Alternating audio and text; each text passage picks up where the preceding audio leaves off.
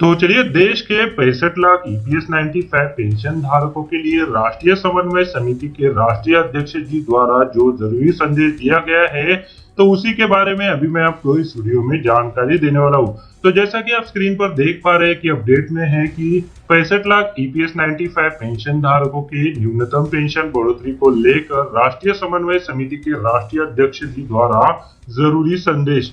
सभी EPS 95 pension धारकों को पता है कि महाराष्ट्र में पदवीधर मतदार संघ निवडणूक होने वाली है।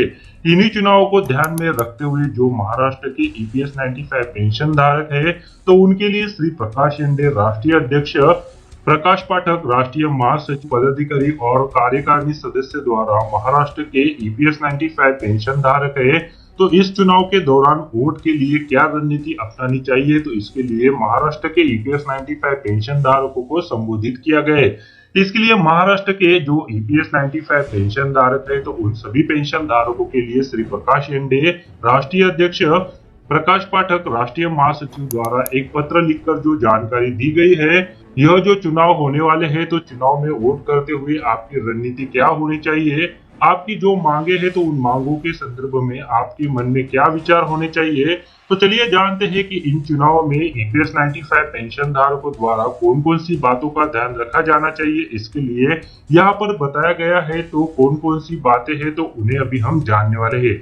यहाँ पर राष्ट्रीय समन्वय समिति नागपुर के राष्ट्रीय अध्यक्ष श्री प्रकाश शेंडे, श्री प्रकाश पाठक राष्ट्रीय महासचिव और सभी पदाधिकारियों ने जो महाराष्ट्र के ईपीएस 95 पेंशन धारक है, तो उनके लिए यह बात बताई है, तो उसी के बारे में अभी हम इस वीडियो में जानकारी लेने वाले हैं।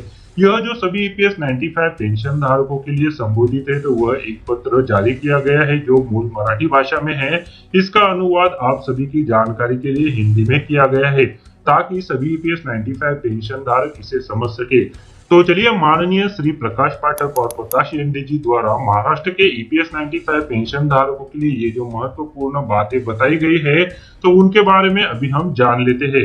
इस पत्र में विषय में कहा गया है, पदवीधर मतदार संघ महाराष्ट्र समन्वय समिति की नीति के संबंध में सभी परिवार के सदस्य के लिए निर्वाचन मत में ईपीएस 95 सेवानिवृत्त पेंशन धारकों के लिए उपरोक्त विषय पर हम सभी मित्रों, बहनों, माननीय सेवानिवृत्त कर्मचारियों, राष्ट्रीय समन्वय समिति नागपुर के राष्ट्रीय अध्यक्ष श्री प्रकाश शेंडे, श्री प्रकाश पाठक राष्ट्रीय महासचिव और सभी पदाधिकारियों और समिति के सदस्यों के प्रति अपनी हार्दिक संवेदनाएं बढ़ाना चाहेंगे। 1 दिसंबर 2020 के पदवीधर मतदार संघों को ध्यान में रखते हुए आपको अपने परिवार के साथ क्या निर्णय लेना चाहिए और क्यों लेना चाहिए, वे अंक इस प्रकार संक्षेप में यहाँ पर दिए गए हैं।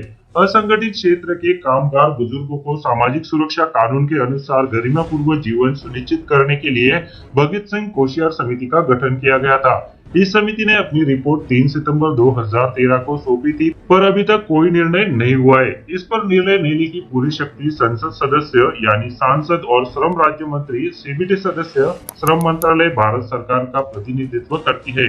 न्यूनतम पेंशन बढ़ोतरी के लिए कानून में संशोधन करने की आवश्यकता है। न्यूनतम पेंशन और महंगाई भत्ते की मांगों के लिए राष्ट्रीय समन्वय समिति अड़ी है।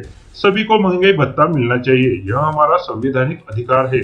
मुद्रास्फीति लगातार बढ़ रही है और पिछले कुछ वर्षों में बैंक ब्याज दरें लगातार गिर रही है। तो यह जो सारी बातें हैं, तो यहाँ पर ये जो पत्र लिखा गया है, तो उसमें जो महाराष्ट्र के ईपीएस 95 पेंशन धारक है, तो उनके लिए जो है वो बताई गई है। तो जी हाँ दोस्तों, ईपीएस 95 पेंशन धारकों के लिए ये जो महत्वपूर्ण जानकारी प्रकाश शेंडे राष्ट्रीय अध्यक्ष, प्रकाश पाठक राष्ट्रीय महासचिव और पदाधिकारी और कार्यकारी सदस्य, इनके द्वारा जो महाराष्ट्र के ईपीएस 95 पेंशन धारक है, तो उनके लिए दी गई है। एक लेटेस्ट ऑर्डर जारी किया गया है government of India, ministry of defence, department of ex serviceman welfare, pension and policy के द्वारा, और इसका जो सब्जेक्ट दिया गया है वो है extension of period for submission of life certificate by central government pensioners from 1 November 2020 onward till February 28 2021।